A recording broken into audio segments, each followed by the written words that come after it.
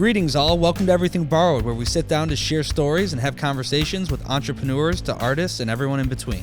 Today's episode is powered by Blake's Hard Cider, 100% fresh pressed, all natural and gluten-free, straight from our family's 75-year-old farm in Southeast Michigan. Find us in your local grocer or have Blake's direct ship to your home by visiting blakestore.com. Use promo code EverythingBorrowed to receive 10% off your first order. Must be 21 years of age. Please enjoy mindfully. What's up, all you Michiganders? Today we sit down with Dave Lorenz, the VP of Travel Michigan, responsible for leading the state's tourism, branding, advertising, and public relation efforts, overseeing a little thing we call Pure Michigan.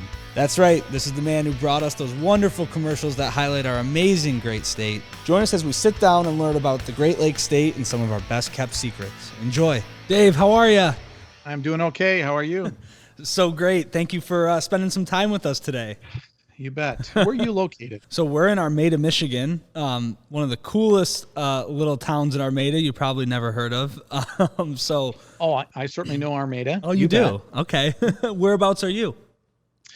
Grand Haven area, Norton Shores. You probably don't know Norton Shores, do you? I don't. There's so much of the state that I still need to explore. I usually either say Muskegon or Grand Haven, but we're right in between. We're right on the border. Right. Okay. Well, thank you for taking time today. We're going to get into, talking about, all things Michigan, specifically, the Pure Michigan campaign that you've been such a big part of. And I think there's a lot to talk about, especially given the current state of the world the last year. And, I know a lot of Michiganders are exploring Michigan, even more as they can. So, just kind of starting at the beginning, can you talk a little bit about, the Pure Michigan brand growth nationally? Because I know I'm biased, but I have to imagine it's one of the better state campaigns ever run. And I know I have, I'm a home team fan here, but I can't imagine of many other campaigns that have had the effect that the Pure Michigan campaign had. And where'd that come from? And talk us through that a little bit, because it's amazing and I'm very proud of it. Yeah, happy to do it. The story of Pure Michigan started about 17 years ago. I've been with Travel Michigan. This is my 19th year already. I can't believe it. Wow. Our travel director back then was a fellow by the name of George Zimmerman. And George was a real prescient guy. He just had a great vision for what Michigan could be, not only for the travel industry, but he really understood that Michigan was this place that really was special as a place to live, work, and play.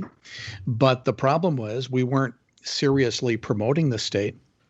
And, everything starts with an understanding, at least to some degree, of a place. Mm-hmm. You're not going to get anybody to come here or to want to live here until they have a positive perception about that place. So we did a bunch of branding analysis. We brought hundreds of people in to ask them questions. Basic question was, to you, what is Michigan? What is this place in reality? And people had a variety of answers. But in essence, it was discovered that people who knew Michigan knew us as a place with abundant natural beauty, with authentic destinations, real places, right, and with friendly people and unique experiences. So, it's no big surprise if you know anything about Michigan. It's true. Thousands of acres of forest and millions, thousands of lakes. Sandy shorelines, and other places rocky shorelines, touch on 4 of the 5 Great Lakes. It just kind of goes on and on. When it comes to the kind of unique, authentic places like Motown Hitsville, USA, right? Where Motown music was made, and a lot of other really important things happened there for race relations. Mackinac Island. Right. If you go to Mackinac Island for the first time, you might think it's kind of fake, because how can a place be that idyllic? Well, it's real. There's nothing wrong with Disney World or Universal Studios, but they're not real. Mm-hmm. So that's this really interesting connection, in addition to the fact that, we have all these small little, cute little towns and really important big cities that have helped to shape what we know as the American experience, including, of course, and primarily meaning Detroit. And of course, we've gone through our good times and our bad times, and we're going through a relatively good time now, even though COVID certainly put a pause on everything. Mm-hmm. So So having that understanding of what Michigan was is this place with nature, authentic places, friendly people, and unique experiences. We went out and we looked for an advertising agency to help us kind of tell that story. And we found McCann Erickson out of the Detroit area. And they were able to really summarize in the form of commercials and in other marketing techniques, the true Michigan story. We're not a perfect place, never have been, never will be. Mm-hmm. And our ads might seem a little idyllic to some, but in reality, if you really look at the ads that we put together over these years, in effect, they're saying, listen, we only have so much time. In fact, the very first ad I think we made started out with the words 25,000 mornings, give or take. That's all we get. And Wow. The immortal Tim Allen said those words and made it sound a lot nicer than I can, especially with my current voice being out a bit today. Right. But, and it's true. You only have so much time. So why not spend that time at a place that you can truly enjoy, become something other than maybe what you are now, the best you can be, and connect with people that you care about, and really, truly be in the middle of these really unique, authentic, beautiful places. We call that pure Michigan. That's how it started. Yeah, and I get chill. I'm a marketing guy, and I love it, and I love everything you guys do. And I get chills when you talk like that. But I also get chills because I know how many amazing places living here my entire life that I still find out about in my explorations as I go up north, as I go to new places, as I check them out, and you're blown away by really what it has. And I'm lucky enough to have a huge big family here in Michigan. I also have family up and along the East Coast. And they're absolutely blown away when you take them somewhere, north of the 45th parallel, and you're up, up in the northern part of the Lower Peninsula, and it's a whole different world. And I feel like there's such an opportunity to educate, I guess, people on the wonders that are Michigan. And when you talk about visitorship, I mean, I have to imagine that this has done amazing for the Michigan economy, bringing people in to explore our natural resources. And it's always, and we'll get into a little bit later, the culture of, Michigander culture, because I mean, we have things like, we say pop, we have party stores, we have a lot of we have cider mills, which I've been trying to talk to, someone at Travel Michigan is, there's about 3 states in the country, a lot of places have orchards, very few have cider mills, and there's no cider mill culture, better than here in Michigan. We're actually per capita, the most cider mills per person in the country. So it is a pure Michigan, that one's free. That idea is free, by the way. I won't charge you for that. But, I've always been blown away with the landscape and how much there is to explore here. And what has it done to the travel industry to Michigan from when you guys started 17, 16 years ago? Well, I first have to say that you are blessed to understand this because unfortunately, human beings tend to not really appreciate where they are, what they are, who they are, right, until they get to explore the world and other places. And then, they eventually, if they ever get to that point where they can truly explore the world, they really kind of discover places they want to be eventually, and things that they want to do and who they want to be. Well, here's a place that I also grew up in. And for many years, this is the only place I ever went to. Well, over the years, for both leisure and business, I've traveled the world. Mm-hmm. I've been everywhere. I really have. And I have discovered over this time that this place that we call Pure Michigan is the place that I was meant to be, that I was, just through the blessing that my parents happened to grow up here too. I just happened to grow up here. You really can't appreciate this place, I think, until you really, first off, go out and discover it and explore it and such. Mm-hmm. And then maybe have some perspective because maybe you've gone to other places as well. Now, to be clear, I want you to mostly spend your travel time in Michigan. But here's the interesting thing. I also want you to travel the world. I want you to see other places. I want you to meet other people. and then discover that, hey, we're all the same. We all want a better life for our kids and grandkids. We might look different, sound different, whatever. That's good learning experience and good growth experience. And we need more of that in this world. But at the end of the day, I bet that you and others would come to understand that we are so blessed just to happen by happenstance to live here. Most of us grew up here. We're just here. But there are some people, and actually several, that heard about Michigan through a little thing called Pure Michigan, came here, discovered that it was as wonderful as it seemed, maybe moved here to live here. Maybe they came here for education. Maybe they decided to invest here. Maybe they moved their business here. And I'm really proud of the fact that I think we've impacted that to a great degree. And to a great degree, we've also changed the self-perception of Michiganders. I tell you, you brought pride. You brought pride. It's all about pride, and that is the word. Mm-hmm. Because I think 17 years ago, people might forget we're in pretty bad shape. Mm-hmm. And over these years, we've helped people discover the state and rediscover their pride in a place, Pure Michigan. Oh, that's beautiful. You were talking about misconceptions, even our own. What do you think at the time when you took on this challenge of developing Pure Michigan, bringing people here, what were the misconceptions? I know, my friends from afar, they think it's just Motor City. They don't understand really the nature that we have here and the ruralness and the experience and the woods and the lakes and the farmland and all of that sort of thing that's so beautiful to drive through and see. I know that is one, but what were some of the challenges you were dealing with and maybe still are dealing with? Well, there'll always be, some people who just have negative perceptions about any place because they hear something on the news, and before you know it, it's set in their mind forever. Right. And unfortunately, we had many years of our biggest city going through this huge transformation of being, the center of the world's manufacturing, it could be argued, to being, what it became, this very challenged community that was losing jobs left and right and falling apart and all the other challenges that it went through. So that was a big problem, and to some degree is a problem because people started to believe that that's Michigan. Mm-hmm. That negative 1970s Detroit is Michigan, but the reality is Detroit's not what it was. Detroit is really coming on and is a really cool place. And I live in a teeny little town, grew up in a place called Cloverville. Mm-hmm. So you can just imagine, I'm not a big city guy, right? But I love Detroit. I've fallen in love with Detroit and the people of Detroit. I love the never give up.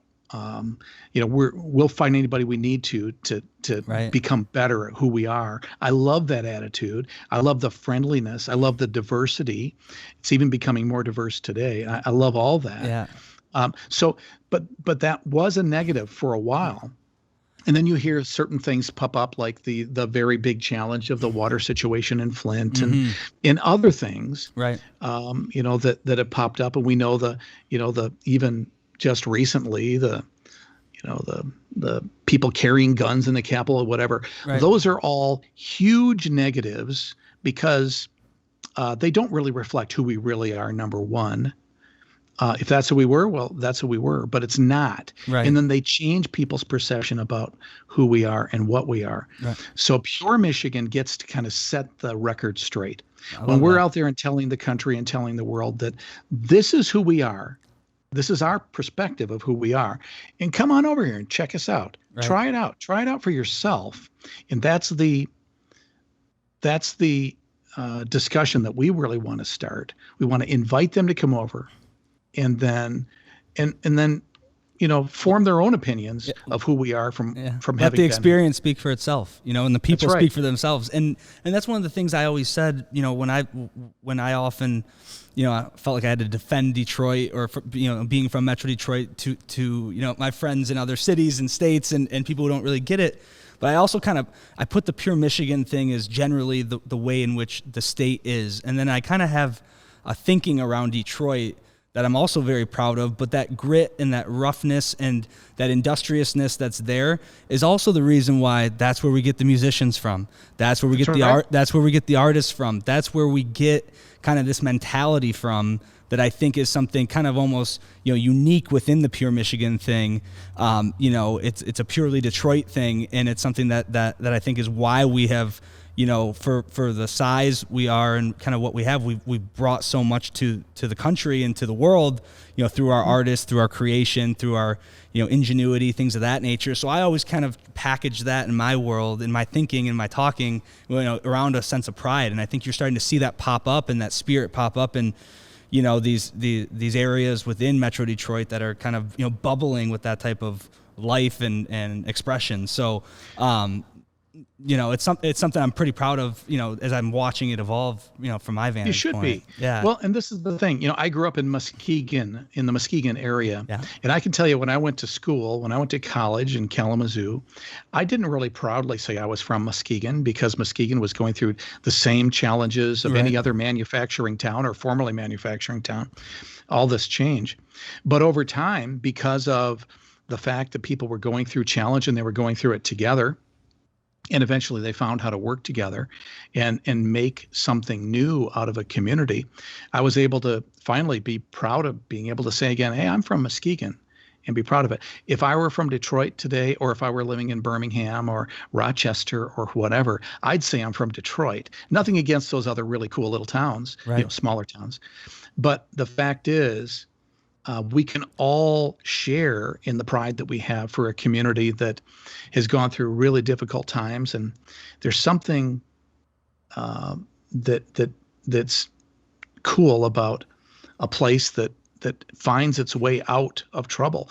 And your comments about creativity are absolutely true. I think, within human nature, it's inherent upon us to just kind of go along our way and do the same thing if we're successful. But if we're going through challenge breeds innovation. Challenge breeds creativity. Mm-hmm. And I think that's one of the reasons that you find all these great performers and innovators coming out of Detroit, for instance, because it has been so challenged. Same thing with Flint. I mean, if I were living in Flint today, I would say, you know what? We've been through difficult times, but look what we're doing now. Right.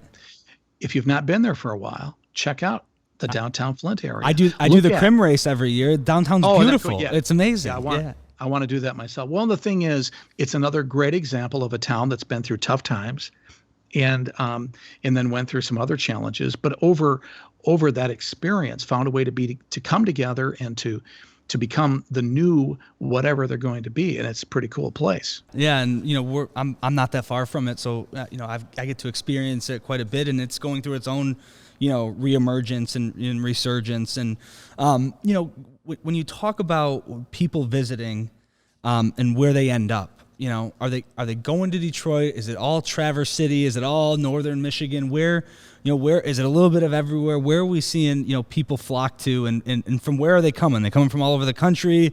Is it more Midwesterners finding, weekend vacations? Where do we see the influx of people, coming from? Well, of course, COVID's changed everything, at least temporarily. Yeah. So I'll talk in terms kind of outside of COVID, because COVID really has changed the travel patterns, of course, as much as everything else. But people are often surprised when I tell them that our number one travel destination is Detroit. People say, what do you mean? It's not Traverse City. It's not Mackinac Island. No, it isn't. I mean, it's not. Now remember, about 40% of our population is in, basically the Detroit area. So and there are all those things that, we can do, all the sports, all the arts, all the culture, the food, all that entertainment. So there are a lot of reasons to come to Detroit. So that's why. And also people want to see the new Detroit. People from all over the world want to see what Detroit's becoming, because they're hearing these stories that Detroit's really good times are ahead, and they want to kind of see what's left of the grittiness before it becomes too beautiful. Yeah. So that's part of that story. But of course, the other places, as you would expect, are really busy at certain times, like Mackinac Island. Basically it's in effect closed half a year. Mm-hmm. So, the summertime, it's super busy and very popular. That whole, what a lot of people call the Gold Coast, that, Petoskey, Charlevoix, Traverse City, down that whole region. And of course, all along the Lake Michigan shoreline, very popular in the summertime. Mm-hmm. Wintertime, the northern resort areas, Gaylord, the Upper Peninsula. And I should just say the Upper Peninsula is popular any time of the year. especially for outdoor enthusiasts. Yeah, Because whatever you want to snowmobilers. do, Yeah, everything, exactly. Everything. everything. You know, I was talking to snowshoeing. a Yeah. bicycle enthusiast today, and he was pointing out that the UP is very likely the mecca for gravel bicycling, road bicycling, dirt bike, whatever. It's the place that bicyclists are starting to discover, and it's pretty cool. The UP is unique in its own sense because you can really go and get lost up there. I mean, it feels, whether it's the Porcupine Mountains or whatever, I mean, you can really just get into wilderness and get in touch with nature and have that real natural experience. And, that's becoming more and more rare. And I think that we have a real gem in the UP in the fact that it is so, unique and, I don't know, to some degree uninhabited, Well, it's compared to the rest of the state. I mean, there's just a tiny part of our population up there, right? But it is so very beautiful. And the thing is, you can feel like you're in the middle of nowhere when in reality, north to south, what's the UP? Maybe 50 miles. Yeah, right. So it's not like you're out west in the BLM areas or right. whatever, where you can truly get lost and never be found. Right. So this is the thing. You get that feeling, that really cool excitement of nature at its best and being in the middle of it without human, assistance, but still having that human assistance if you need it. Sure, so that's pretty cool. I love it. So, you're probably as in tune as anyone in the state of Michigan as far as, best kept secrets and, areas that maybe most people haven't. Do you have a favorite place, in Michigan, or maybe if not a favorite place, a place you think is a really unique, maybe for us Michiganders who just haven't, got out and explored a place of our own state that we should? Because I do feel like the campaign has not only brought people in from out of state, but has inspired us to go adventure our own state a little bit more. Well, I'm glad you asked me that because we've been this last couple of years trying to encourage people to check out those lesser known places, because every place has an experience to share, a story to tell. And I love discovering those places. So don't get me wrong. I'm not necessarily saying this is my favorite, because I have a lot of favorites, and my favorites change by the day and by the season. I really do. But like little places like kind of in that southern tier, the lower peninsula, in effect between like Detroit, Kalamazoo, Benton Harbor. Yep. So if you kind of go south of that line, all those cute little towns, especially the ones along the Sauk Trail, which is 12. It was it was originally an animal crossing, which between what we now know as Detroit and Chicago, became a Native American trail and then a stagecoach trail and all that. And so I just love that route because you find a lot of towns that are still there with those old brick fronts and 1800 type construction. Love that. Really cool places like Marshall, lesser known places like Centerville. Kind of Centerville is an interesting place because of the Amish, a great number of Amish that live there. So you see that culture as well. Right. So I like exploring places like that most people maybe don't know about. And then you're right in the middle of the real community culture when you're going into a restaurant or whatever. Right. It's likely people will know you're visiting because they don't know you. Yeah, exactly. But the thing is, they very likely will say, "Hey, are you from out of town? Can I give you directions?" That's the cool thing. I love the friendly nature of small towns. So love that stuff. But also kind of the interior of the lower peninsula from north to south, that kind of 127 route. Yeah, exactly. Which includes places like Lansing, of course, but in Mount Pleasant or whatever. But if you explore those kind of lesser known little communities around there, a lot of farm towns, rural areas, I really like that too. I've had great experiences in some of the most, being in the industry that I'm in, I get to travel the state and the country, and, it's amazing the amazing experience you can have in the most, interesting of places. And, you really can appreciate that every place has its thing and its experience and its energy. And, the more we can pick up on all of that, I think the more, robust our experiences and our perceptions are of those around us. So, I wanted to jump into a little bit, on how, the pandemic obviously has affected us all, but how the Pure Michigan campaign is looking at, things in 2021, And what's on the docket for exploration within a Pure Michigan campaign when it's been so successful for so long, for 15, 16 years.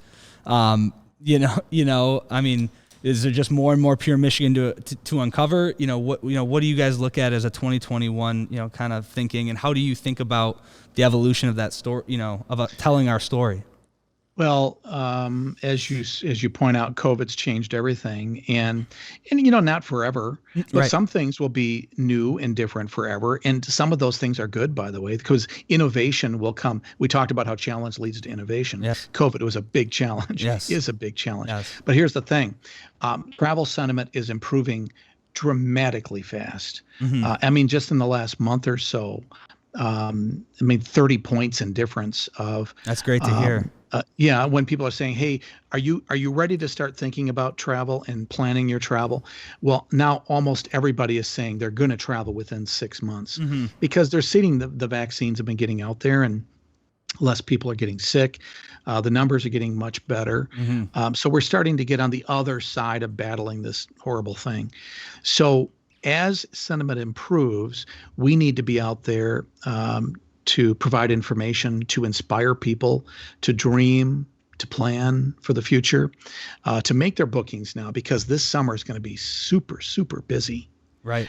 Mark my words. It's you're pent not up making demand, your right? bookings now, I mean, it's pent up demand. I mean, and it's the just thing human is- nature. Yeah, I mean, that's right. we've been, most people have been, responsible and shutting down their travel plans and, and some people forced to do that. So if you just look at pure supply and demand economics, the weather's going to get right. The vaccines are rolling out. I have to imagine, it could be kind of a boom. So we have to prepare for that, to be responsible to handle all the people coming in. And that's great. It's been a great winter, and people have been traveling responsibly and taking what we call the Pure Michigan Pledge. And that's just saying, listen, I'm going to do all I can to keep you safe. Right. So that's good.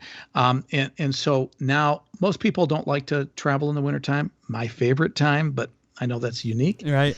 So as the warm weather comes in addition to sentiment improving, in addition to the realities of the numbers improving, we're going to have a boom. So I'm thinking by the end of May, people are going to really start to feel like things are back to normal. They're going to want to travel. That's refreshing to hear.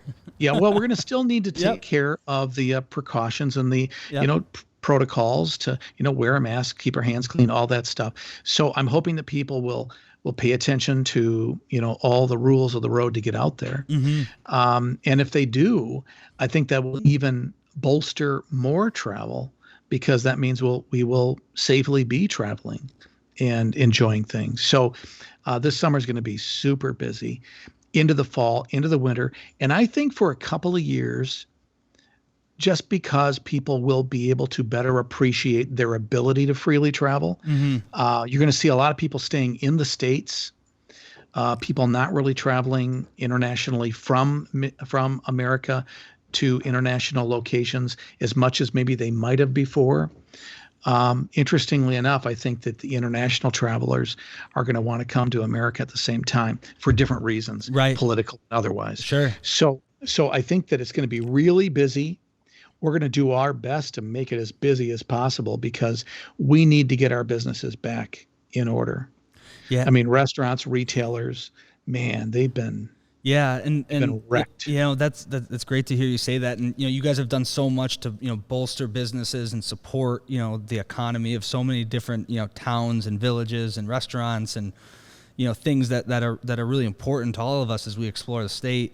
And we at Blake's and Blake's Hard Cider, we have over 1,000 acres, so we're an outdoor farm. So we were able to do a lot during the pandemic very safely. And but there's so many businesses that landlocked or space locked, and that have just had to shut down. So I think that if we can, for all the sacrifice that so many Michigan businesses and individuals made, if we can safely get make it up on the back end of this year, by bringing people to them, I think that's great, and couldn't thank you enough for the work that you guys are doing to help support that. It's a pleasure to do it. Well, the thing is, if you look at some of the things that bring people to Michigan, as you point out. You bet cideries are big. That's a big business, and in growing, especially kind of for the hard cider part of the business, the distillery part, and all that. Yeah. Craft beer wineries. They have been continuing to grow, but the kind of the cider and distilling and meaderies and things, they're growing even faster. Yeah. So, well, in Blake's Hard Cider, you have the largest hard cider company in the Midwest right here. So, and we did a study. Last year at our 3 properties, we had over 1 million visitors in Metro Detroit. So, we're really trying to push the cider mill thing and cider mill culture.